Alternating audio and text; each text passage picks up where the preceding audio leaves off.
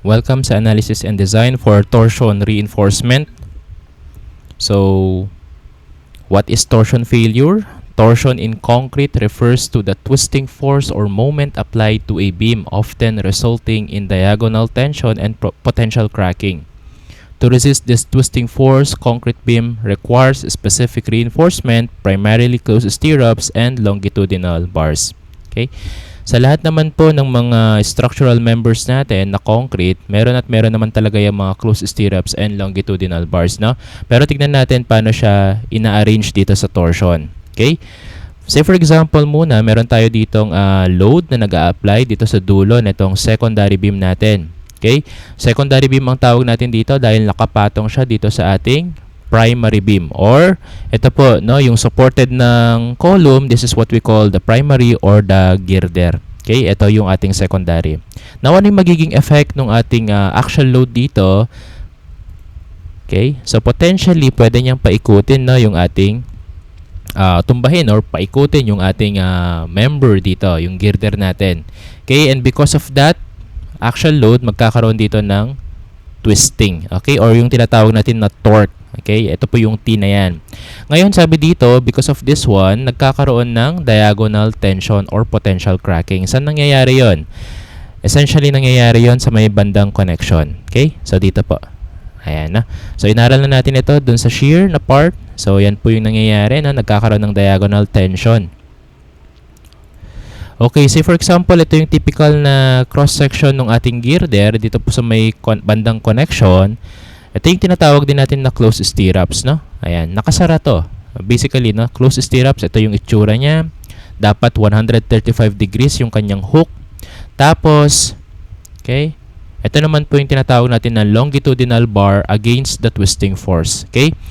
Essentially, kapag meron kayo nakitang plano, tapos may bakal doon sa may bandang gilid-gilid na nasa gitna, yun po ay para sa torsion reinforcement. Ito yung main bar natin para sa torsion, and then ito naman po yung kanyang stirrups. Parang normal lang din naman na shear. Okay? So, this is what we call the main bar torsion reinforcement. Okay? So, para ma-resist nito yung pag-bend, no? Kasi ang bending na nangyayari kapag ka sa torsion na is dito naman na sa may bandang gilid niya. Okay? Dito na nagkakaroon ng bending. Kaya dapat dito natin siya i-reinforce sa bandang gilid-gilid. Okay? And then, ito yung front view kunyari ng ating beams. So, ito yung actual load natin. On both side, merong twisting force. So, dito, dun sa figure kanina, hindi ko na pinakita. Pero on both side po talaga yung nangyayari, no? And what is the distance of this twisting force? That is actually the distance from the face of the support. Para lang din siyang shear. Okay, and then imagine, ito yung cross-section natin. Itong blue bar dito, ito yung main bar ng ating girder. And then ito, for example, yung ating initial stirrups para sa ating girder. Again, this starts 50 mm from the face of the support on both ends, no? Dapat naka-mirror po yan. And then say for example, ito yung ating secondary beam. So, paano na yung tuloy or pagtuloy na itong mga stirrups natin? So, instead po, no? Instead na dire-diretso siya, tapos wala masyadong bakal dito sa may gitna, okay, baliktad na po. Yung ating connection dito, dahil may siningat na tayo ditong secondary beam, parang magsisilbi rin itong support. Okay, so dapat bakalan mo ulit dito ng dikit-dikit, malapit dito sa may connection natin. Para po ito ay ma-prevent natin sa pag-twist din, no? Para mas tumibay siya. Para kayaning buhatin yung secondary beam na to. So ito, magiging support mo na ulit itong mga nandito sa face nitong ating beam. Okay, so start ka ulit dito, 50 mm, then dito na yung magmi-mirror. Dito na yung gitna nitong dalawa. Okay? And then, ito yung tinatawag natin na closed stirrups also. Alright, and then ito naman yung ating main bar. Nasa gitna po yan ng ating girder. Ayan, torsion, main bar reinforcement. Okay, and then ito yung mga torsion provisions natin from NSCP 2015 na first printing. Nasa section 409.7.6.3 yung torsion natin. And actually may kalat-kalat na part, no, dun sa NSCP natin. May mga 422, 410, ganun po yan. Basahin nyo na lang po ito. Papasadahan naman natin lahat tong mga to mamaya dun sa steps natin sa pag-calculate. Okay? And then may mga naka-highlight dito na table. Okay, so ito ay threshold torsion for solid section lang. Dalawa kasi yung dapat na sinosolve natin dito. Meron tayong solid section, tapos meron tayong hollow cross section. When we say hollow, ibig sabihin may butas. Pero solid lang po tayo magfo-focus. And then, under sa solid, meron pa tayong tatlong calculation na part. Meron tayong non-pre-stress member, pre-stress, tsaka non-pre-stress na subject to axial load. Ito lang din po yung focus natin, yung non-pre-stress member. Ibig sabihin po nito ay beam po ito. Okay? Itong isa dito, yung subject to axial force, that is actually a column. And then yung pre-stress naman, this is our last topic. So, hindi na natin to aaralin pa. Again, solid section na non-pre-stress member. Beam lang po tayo magfo-focus. Okay? And then, ito yung mga other formulas natin. Meron din tayo ditong special formula by the way, no? According sa NSCP 2015 natin, meron lang talagang dalawang formula dapat dito. For the area of the longitudinal bar for torsion, that is equal to A and B lang dapat, whichever is lesser. However, meron tayong ginagamit pa na isang formula na kadalasan siya talagang nag-govern. Hindi ko na siya nahanap class no, sa NSAP, pero ito yung gagamitin natin. Always ito nag-govern. So, skip na natin tong dalawa dito. Okay? C na lang tayo mag-focus. And then next one, for the cracking torsion, meron ulit tayo ditong tatlong formula. Again, yung non-pre-stress member lang yung ifo-focus natin dahil ito yung beam. Yung may axial, that is column, and yung pre-stress, hindi naman yan yung focus natin. Then for torsional strength, meron tayo ditong dalawang formula, Tn, whichever is lesser ulit yung mag-govern. And then may mga parameters dito na nakikita, may AO, may AT, may AL, and then may pH. Defined naman yan dito sa may ibaba niya. AO shall be determined by analysis. Actually, that is equal to 0.85 ng AOH. Nandito siya sa babang equation or section. Then theta is shall not be less than 30 nor greater than 60. So, ayun, 45 po yung gagamitin natin dito, no? Papakita ko mamaya. And then 80 is the area of one leg of closest stirrups. Then AL is the longitudinal main bar nung ating torsion. Then PH is the perimeter of the center line of the outermost closed stirrups. De-define naman natin yan mamaya-maya. Okay, so meron tayo ditong dalawang klase ng theta. 45 degrees ang gagamitin kapag non-pre-stress yung members. Then 37.5 naman kapag pre-stress members. Again, non-pre-stress lang tayo magfo-focus, kaya yung theta natin is automatically 45 degrees na. And then meron tayo ditong cross-sectional limits ulit. Again, solid section lang tayo magfo-focus. Yung hollow, di na natin yan papansinin. Alright. So ito yung ating steps in solving. Step 1. Okay, check mo muna yung section limits natin. Again, solid section lang yung ifo-focus natin. So, ito yung formula natin. So, dapat daw, para okay yung cross-section ng beam natin to resist torsion, dapat left equation, okay, is less than or equal to the right equation. Okay, ito po yung ating remark dito, no? Dapat yung left ay laging less than or equal to the right equation. Kapag ito ay nasatisfy natin, ibig sabihin, enough yung section natin to resist the torsion. Kapag greater naman yung left sa right, ibig sabihin, kailangan natin mag-increase ng sizing, na hindi kaya nung ating beam yung twisting force. Step 2, solve natin yung TTH, TCR, and then yung TU. Actually, yung TU ang una natin ditong nakakalculate. Ito ay, again, makikita natin the distance from the face of the support, no? Yung pinakita ko kanina. Then yung TTH and then TCR naman is yung gamitin natin yung mga non-pre-stress, no, na formulas. Yung table kanina, yung may highlight na yellow. So ito yung mga formulas nun. TTH 0.083 lambda square root F prime C ACP squared over PCP. Tapos yung TCR naman, ito lang yung pinagkaiba nila, 0.33 naman instead of using 0.083. Okay, and then ito ay mga no axial, no? So ibig sabihin hindi to column, beam lang tayo magfo-focus.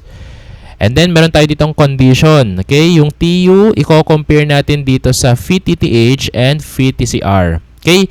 By the way, ang phi rin natin for torsion is similar for shear, which is 0.75. Okay? Ayan. If yung TU daw natin ay nasa A, that is less than daw siya ng phi TTH, neglect na daw natin yung torsional effect. Okay? So, kahit pa may twisting na, okay, hindi na natin papakalaman kasi sobrang hina lang naman. Okay? Next. kapag ka yung TU naman daw natin ay nasa B, okay? Nasa gitna siya, greater siya ng VTH but less than VTCR, ko-consider natin yung torsional effect, however, minimum reinforcement na lang. So, hindi yung sobrang dami. Yung minimum natin, stated na rin ito sa NSCP natin kanina, AV plus 280 minimum over S is equal to 0.062 square root F prime C BW FYT or 0.35 BW FYT. Sino ang gagamitin? Of course, yung greater. We're talking about area. So, dapat yung mas malaking area yung gagamitin natin. Okay? And then, if TU naman natin ay nasa C, that is greater than VTCR, proceed tayo in calculating the value of Tn. And then, yung VU rin natin, magkakalculate din natin tayo actually ng VU, which is galing ito sa shear, equal to VVN din. Recall nyo na lang yung last chapter natin, no? So again, parehas naman tong TU and VU na nag-exist dun sa D distance from the face of our support. Okay, so yung Tn natin dito, merong dalawang formula. Whichever is lesser, yun yung gagamitin natin. And then, again, yung AO natin ay 0.85 ng AOH. And then, yung AL naman na gagamitin natin ay yung C kanina, yung PH, 80 over S, FYT over FY, cotangent squared theta. And then, ito yung continuation ng SINA part. Solve natin yung combined shear plus torsion reinforcement. So, tinawag ko to na AC. Okay, combined, no? Area combined divided by S is equal to area ng shear divided by S plus 2 area ng torsion divided by S. So, parang ganito po yung kamukha niyan, no? Ito po sa mga minimum natin. Parang hiniram lang natin. Dinistribute lang natin yung S dito. AV over S plus 280 over S. So, yun po galing. Doon po galing yan, no? Then, after this one, kapag nakasolve na tayo ng spacing, we check for the maximum spacing. Ano yung maximum spacing natin? That is PH over 8 or 300 mm. Okay? So, whichever, no, yung mas maliit, siya yung mag-govern. Kasi mas dikit-dikit na bakal, mas safe. And then, for the minimum main bar for torsion, pag hindi binigay, ito yung formula niya. Whatever S yung masolve natin dito, yung diameter nung main bar natin, okay, nilagyan ko ng subscript na T, no? Area nung torsion is equal to 0.042 S or 10 mm, whichever is greater. So, parang sinasabi dito, minimum na natin ang 10 mm para sa main bar ng torsion. Okay, 10 mm, whichever is greater dito. Hindi tayo bababa dapat ng 10 mm. Okay? And then, ito yung mga parameters po natin. TTH, that is what we call the threshold. TCR critical, TN nominal, TU ultimate, AC is yung combined, AV is the area of the shear stirrup, AT is the area of torsion stirrup, however, always one leg lang. In-specify na to kanina nung NSCP natin. Then AL, this is the longitudinal bar, ACP, okay, area of the beam section, then PCP naman is the perimeter of the beam section. So, ibig sabihin nito yung gross, no? Kung meron kang 20 cm by 30 cm, okay, yung buong area po nun ang i-consider natin, no? Then, ito namang AOH and then PH, ito yung area bounded by the center line of the closed stirrups. Okay, yung PH naman, perimeter bounded by the center line of the closed stirrups. So, mamaya, isolve natin kung ano bang ibig sabihin yan. Alright, so meron tayo ditong example, a 300 by 480 mm by 3.5 cantilever beam carries a uniform factored load of 30 kN meter acting at 200 mm from the center of the beam section. Assume Fy 276, F prime C 21, tapos 10 mm daw yung stirrups, then 25 mm naman yung ating beam for main bar. Okay, determine the factored torque TU at the critical section. Check the section adequacy to resist torsion.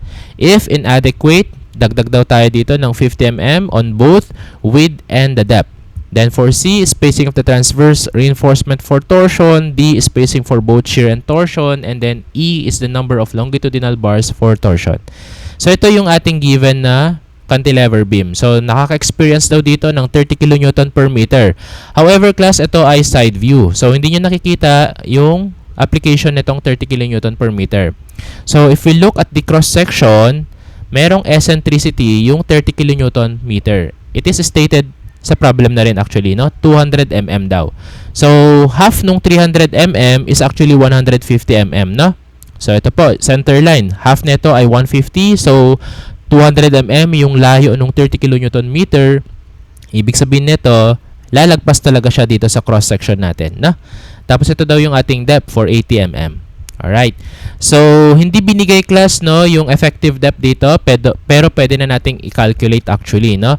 So, the formula for our effective depth, that is the total height less the clear cover or concrete cover minus diameter of the stirrups minus half diameter of the main bar. Okay? So, ito ginagawa na natin to before pa.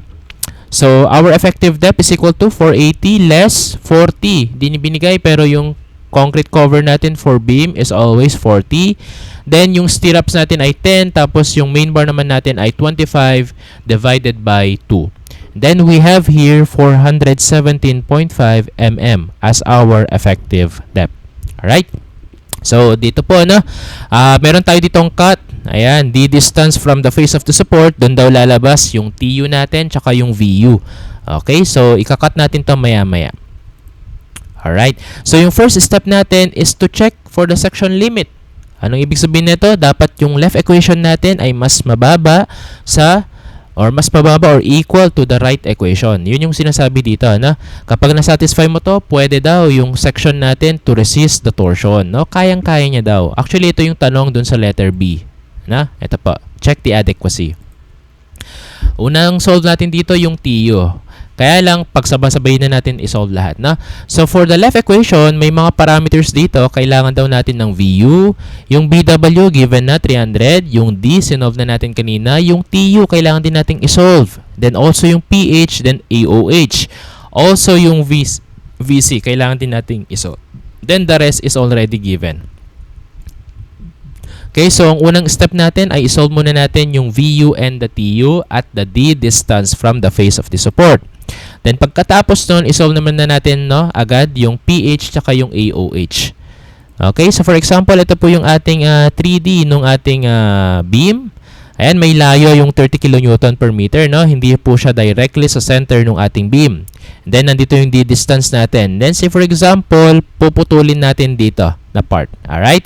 So, ang naiwan na lang na length sa atin ay 3.5 minus D. Binawas na natin yung sa may effective distance, no? So, yung P dito, this is now the representative force for 30 kN per meter or yung resultant nito. Okay? So, kung babalikan po natin yung figure natin kanina, represented lang ng P kanina, 'di ba? Yung twisting force natin. So, dapat naka-P na lang din ito. Mas maganda kasi mas mabilis. Okay? Because of this P, dahil kinat na rin natin ito, lalabas dito yung VU natin. Then, meron din dito magkakaroon ng twisting force na TU. Ayan, no? Dahil kinat mo na yan, lalabas na yung dalawa dyan. Then, isosolve natin yan using the value of the P. So, unahin natin isolve yung value ng P dito. Yung P dito is now equal to simply W times L, no? Ang length natin dito na effective na ay 3.5 minus D. Alright? So, yung P dito, mag-a-act sa gitna po yan, nung naiwan na distance, 3.5 minus D. So, that is W times L minus D. So, 30 yung ating load, factored load na ito, no? So, PU na rin to basically. Times yung length natin kanina, 3.5 minus D. Yung effective depth natin ay 417.5 mm. Kinonvert na natin dito ng meters para mag-cancel yung meter. Kilonewton per meter cancels out yung meter, no? So, ang ating P na dito ay 92.475. Again, saan nag-aakit to? Sa gitna po netong part na to, yung beam natin dito. Okay? Pero again, hindi po siya nasa gitna, no? Meron pa rin siyang eccentricity na 200 mm from the center of our beam. Okay? Now, from this section or from this free body diagram, we can actually say, no, if we take summation forces vertical equal to 0, we can say that VU is actually equal to P. Tama? Okay? Therefore, yung VU natin ay also 92.475 kilonewton. Alright? So, meron na tayo na-solve dito na VU. Next, isolve na rin natin yung TU, which is tinatanong din naman dun sa letter A. So, ang TU natin ay equal to P times E, yung merong eccentricity. Diba? Okay? So, going back dito, Kung nandito sana yung P natin, meron siyang eccentricity na 200. And because meron siyang eccentricity, doon nagkakaroon ng twisting force, di ba? So, yung P mo dito, force times distance, that is a moment. So, yun yung value ng ating TU. Force times moment arm, P times E. Again, P natin ay 92.475 times yung eccentricity natin ay 0.25. Okay? So, ayan. For example, 23.12. Okay, edit natin. 92.475 times 0.2 pala dapat. Tapos, ang TU na natin dito ay equal to 18.495. Now, this is actually the answer in letter A. Dahil tinatanong naman sa atin, ano daw yung torque natin dun sa critical section. Okay? Then next, meron na tayo dito ang mga VU and TU. Sunod na natin isolve naman ano ang PH then and AOH. Okay? So, imagine ito yung ating beam section. Tapos ito yung ating stirrups, no? Okay?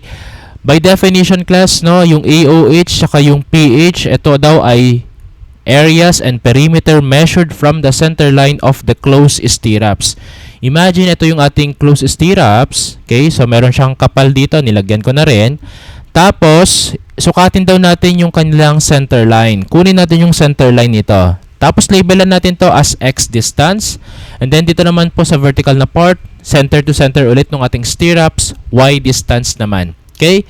Now, we solve for a X and Y mamaya. Okay? Again, yung AOH natin, this is the area of the center line, no? Okay? Bounded by the center line of the closed stirrups. So, AOH natin ay simply rectangular na formula, X times Y. Yun yung area. Okay? And then, the perimeter naman, that is 2X plus 2Y. Or 2 times X plus Y na lang, no? Rectangular formula natin. Okay? So, para makuha natin yung AOH and then yung PH, isolve natin yung values ng X and Y. So, for X, that is equal to, meron tayo ditong BW or the beam width minus dalawang clear cover. Bakit dalawa? Kasi dulo-dulo merong clear cover. Minus twice clear cover. Minus half nung stirrups dito sa left and then another half nung stirrup dito sa right. Kaya dito, minus dalawang beses na half stirrups. Okay? So, overall, 300 minus 2 times 40 mm minus 2 times 10 over 2 is equal to 210 mm. Similarly, ganun din ang gagawin natin para sa Y. Palitan mo lang yung BW ng H. Okay? Yung total depth natin ay 480. Then, the rest is same. Ang value ng Y natin ay 390 mm. Now, we can now solve for AOH tsaka yung PH. Area nung center line tapos perimeter nung center line ng closed stirrups. So, for AOH, that is X times Y, gives us 81,900 mm square. And then, for PH naman, we have 2 times quantity 210 plus 390 equals to 1,200 millimeters. So, meron na tayong PH tsaka AOH. Actually, pwede na nating isolve yung left equation, pero isolve na lang muna natin yung VC para as 1. Okay? Daw yung VC naman natin, walang sinabi kung simplified ba or detailed with actual ba or wala, no? So, well, alam natin na walang actual, pero simplified or detailed, di natin alam. Pero kapag walang given, always yung simplified. Now, for the simplified formula, we have here 1/6 lambda square root f prime c BWD. So, dito, nakasubstitute tayong lambda na 1, no? Lambda po dapat yan. Okay? So, nagkabaliktad, no? Pa-edit na lang itong part na to. So, that is 1/6 times 1 is square root ng 21 times yung BW natin ay 300 times yung D natin ay 417.5. Okay, so we have here 95.66 kilonewton. Dinivide ko na rin to ng 1,000 to make it kilonewton. Alright, so meron na tayong, kumpleto na tayo nung mga parameters natin sa left and the right. Tawagin na lang natin tong left equation na left.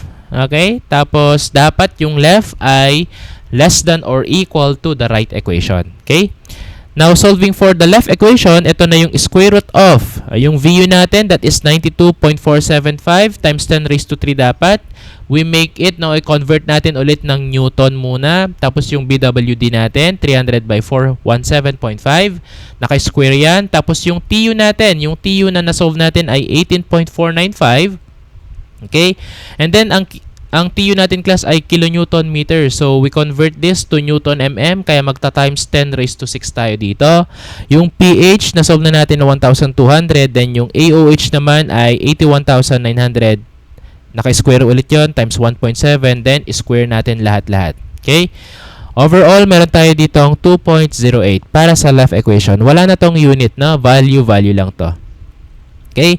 And then next naman para sa right equation natin, yung phi natin dito ay always 0.75 naman dahil shear or torsion parehas lang. VC natin na na-solve natin ay 95.66 times 10 raised to 3 ulit natin yan over BWD natin na 300 by 417.5 plus 0.66 square root ng 21. Then for the right equation, we have 2.84.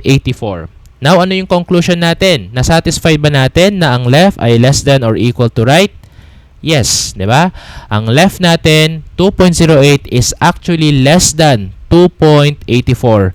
Therefore, yung section natin ay enough to resist the torsion. Alright? So, yan yung conclusion natin for letter B. Next, okay, ano yung tinatanong sa atin na sunod? Calculate daw natin yung spacing para sa transverse reinforcement for torsion. When we say transverse reinforcement, this is actually stirrups. Pero against torsion. So, isosolve natin yung kanyang value. Now, nasang step na ba tayo? Okay? So, meron tayo ditong steps no, na fina-follow kanina pa. So, ito yung ating mga steps 1, 2, 3. Ayan, step 1, tapos na tayo. Nasolve na natin. Enough yung section natin. Ito yung mga values ng TTH and TCR. So, isolve na rin daw natin yung values nito. Kasi wala pa tayong value ng threshold tsaka ng cracking torsion. So, ito yung formula niya. 0.083 tsaka 0.33. Substitute lang natin to lahat. Okay, and then we're good to go. So, the values of TTH and TCR, ito yung kanyang formula. TTH 0.083, then yung TCR natin ay 0.33. For TTH, that is equal to 0.083. Lambda natin ay 1, square root ng 21. Yung ACP natin, by the way, again, by definition, ang ACP ay the area of the cross-section of the beam. Okay, so yung gross, ito. So, meron tayong total height or total depth no, na 480, tapos meron tayong total width na 300. So, ang area nung cross-section natin ay 480 by 300. Then, square lang natin yon. Okay, then for the perimeter naman nung ating cross-section, that is simply, parang kanina lang din dun sa PH, no? 2 times, okay, 480 yung total height, tapos 300 yung total width natin. So, 2 times quantity height plus width. Okay? 2x plus y. Parang ganon. So, we have here value na 5.06 kilonewton meter. Yan yung ating threshold torsion. Next naman yung ating critical torsion, that is equal to 0.33. Palitan mo lang yung 0.083. We have here 20.10 kilonewton meter. Of course, expect natin na yung critical dapat mas malaki lagi na sa threshold. Okay? By the way, ang threshold is the natural capacity of our concrete to resist torsion. No? Yun yung definition ng threshold. Okay, so kailangan natin ng VTH and then VTCR. So, palagyan na lang din to ng TH mamaya. Na? VTH natin, yung phi natin ay 0.75. I-multiply natin yan dun sa kaninang nakuha natin na TH. Okay, 5.06 times 0.75, we get 795. Tapos, 0.75 nung 20.10, we have 15.18 kilonewton meter. Then, yung TU natin kanina dun sa critical section ay 18.495 kilonewton meter. Okay? And then, meron tayong condition na saan ba dito? Yung, saan ba nagpo-fall dito yung ating TU? Okay? So, we have here, compare lang natin, no? Lahat-lahat. So, apparently, we know that TU is actually greater than the phi TCR, no? So, 18.495 is actually greater than 15.18. Therefore, yung TU natin ay nasa C. Kapag nasa C ang condition, diretso tayo sa pag-calculate ng TN. Alright? So, dun sa TN natin, meron tayong dalawang formula actually, no? So, bago yon, isolve muna natin yung kanyang magnitude. So, TU natin ay 18.495 equal to 0.75 TN. And we have here TN equal to 24.66 kilonewton meter.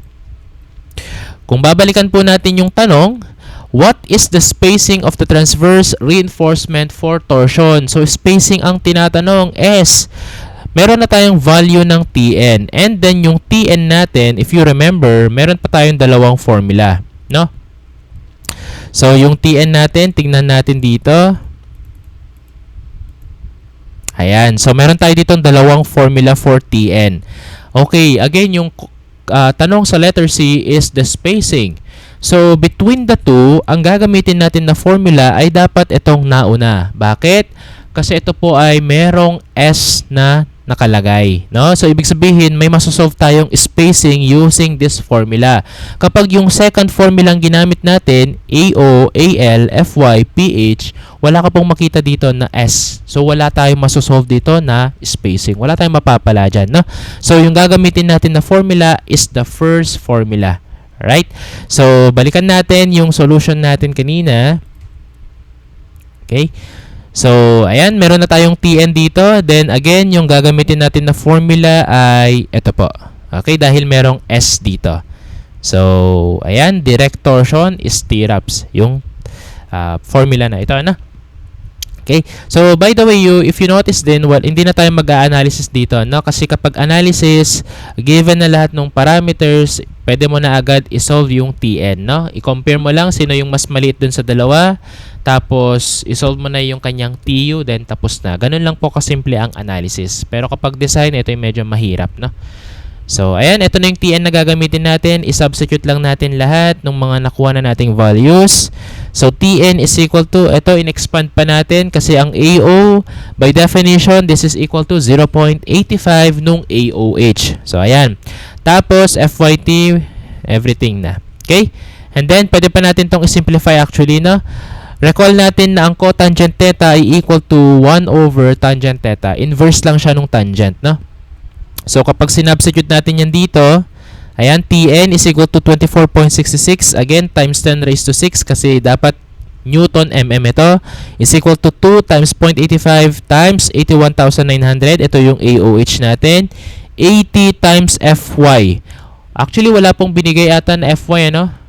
So, kapag walang binigay na FY class, ang gamitin nyo ay yung FY na rin. Ayan, no? Wala pong binigay dito na transverse yield stress, no? FY lang ang binigay. Kapag walang binigay na FYT, adapt natin yung FY. Ganun po yung rule natin. Alright? So, yung FYT natin ay 276 na lang din. Okay, so 276 all over, ayan, yung cotangent, dahil 1 over tangent siya, nilipat ko na siya dito sa baba. And always, ang theta natin ay 45 degrees. So, yung unknown dito ay 80 over S. So, bakit 80 over S yung gusto nating kunin dito? Mamaya makikita nyo yung purpose niya dun sa next item. Okay? So, yung 80 over S na natin dito is equal to, kung sinimplify nyo na to lahat-lahat, no? 80 over S, dapat yun lang ang maiwan dito sa right equation. That is equal to 0.6417. Okay? And then, what is 80? By definition, ang 80 ay the area of the torsion is stirrup na one leg lang. So, stirrup pa rin siya pero one leg na lang, no? So, ano ba ang area ng stirrups natin? That is 10 mm. So, pi over 4, 10 squared dahil one leg lang, 80 times 1 lang yan. Over S is equal to 0.6417. Then, solving for S, we have 122.39 mm. Okay? And then, simplifying further, always round down. 120 mm. Okay? Ito na ba yung i-adapt natin na sagot? So, syempre, hindi pa. We need to check the maximum spacing. For the maximum spacing, meron tayong formula na pH over 8 or 300 mm. Now, yung pH natin, na-solve na rin natin kanina na 1,200, divide that by 8. Okay? So, S max natin, okay, 1,200 divided by 8 is actually 150 or 300 mm. Between the two, ang nag-govern dito na S-max ay 150 mm. Then, compare this S-max dito sa na-solve natin na spacing kanina, we have 120 mm. So, ang mas mag-govern dito ay, syempre, yung 120 mm. Okay, so ibabox mo na yan. Ito na yung spacing natin for torsional stirrups. Alright. Next na tanong is, and then for letter D naman, spacing for both shear and torsion yung tanong dito. Okay, so nakuha na natin yung 80 over S kanina para sa torsion. Kailangan din natin ng para sa shear. So para sa shear naman dito, okay, ito po yung next natin na formula, no? So combined shear and torsion yung tanong sa atin. So yung formula natin dun kanina ay AC over S is equal to AV over S plus 280 over S. So ito na po yung purpose, no, kung bakit sinosolve natin na by fraction, 80 over S tapos AV over S, no? Para mas mabilis, makukuha natin agad yung combined spacing mamaya. Okay? So para makuha natin yung AV over S, we need the value of VU, and that is equal to VVN. And then expand natin, yung VN is actually equal to VC plus VS. Okay? So, yung VU kanina, na-solve na rin natin. So, isubstitute lang natin yung nakuha nating value for VU. That is 92.475 is equal to 0.75 times quantity. Yung VC na na-solve natin kanina, 95.66 plus VS. So, meron na tayo ditong magnitude ng VS equal to 27.64 kilonewton. Okay? So, paano natin mapapalabas yung AV over S? Balikan po natin yung formula ng VS, no? We know that VS is equal to AV FYTD over S. Ayan. So, expand natin yan or rewrite lang natin. Okay? Pwede nating sabihin na AV over S is actually equal to VS over FYTD. Ayan. So, dito sa right equation, iniwan natin yung AV over S. Tapos, binaba natin yung FYTD. Kaya po, naging VS over FYTD na siya. No? So, dito sa equation natin mamaya, pwede na nating isubstitute yung magnitude ng AV over S. Then, masasolve na natin ang area ng combined shear and torsion. Alright, so, substitute natin ang VS, 27.64 times 10 raised to 3 natin ulit yan dahil gusto natin naging Newton, no? And then divide that by FYT natin, walang binigay, assume natin 276, same dun sa FY, times effective depth natin na 417.5. Finally, meron tayong AV over S na 0.2399. Okay? So, meron na tayong 80 over S dito na 0.6417. Tapos, AV na 0.2399. So, pwede na nating isolve yung combined shear and torsion. Okay? So, yung AV over S plus 280 over S natin dito. Substitute lang natin lahat. So, we get now AC over S equal to 1.5233. Now, ano naman yung AC dito? Okay? Yung AC natin dito is actually the total area of the stirrup. So, kung 2 legs siya, dapat times 2. Kung 3 legs, times 3. Ganun po. Or simply, AC here is similar to the AV. Okay? And then, we substitute yung value ng AC dito. Dahil 2 legs po yan, no? Actually, walang sinabi sa problem kung 2 legs ba siya.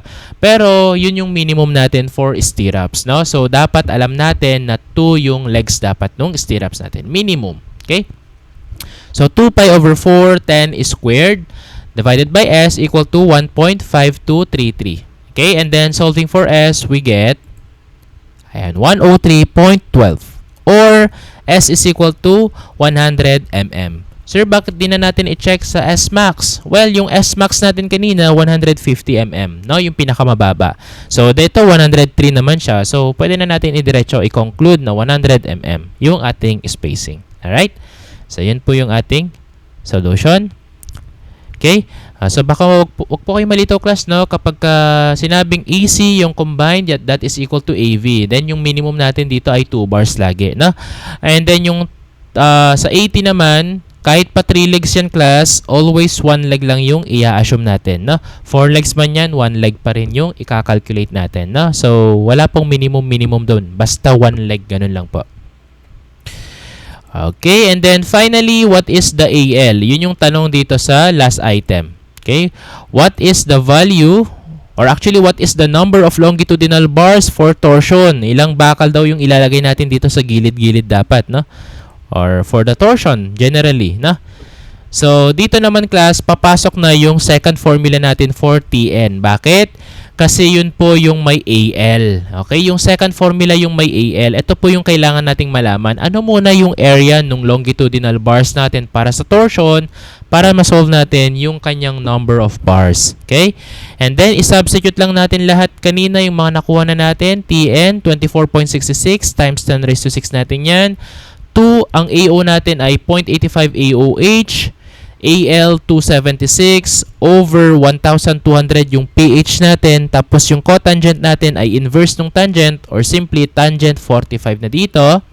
Then finally, we get AL equal to 770.07 mm square. Okay, hindi yan ang tanong. What is the number of longitudinal bar for torsion? So that is equal to AL divided by pi over 4, 25 square. Ito yung area ng isang bakal, no? And then, substitute natin lahat ng nakuha natin. We get 1.57 or approximately this is 2 pieces. Okay? So, ganito lang po yung sa may torsion natin. One example na lang po tayo. And then, hindi naman to labasin talaga sa board exam, no? So, okay. This is the torsion. And then, see you sa next topic natin, which is column.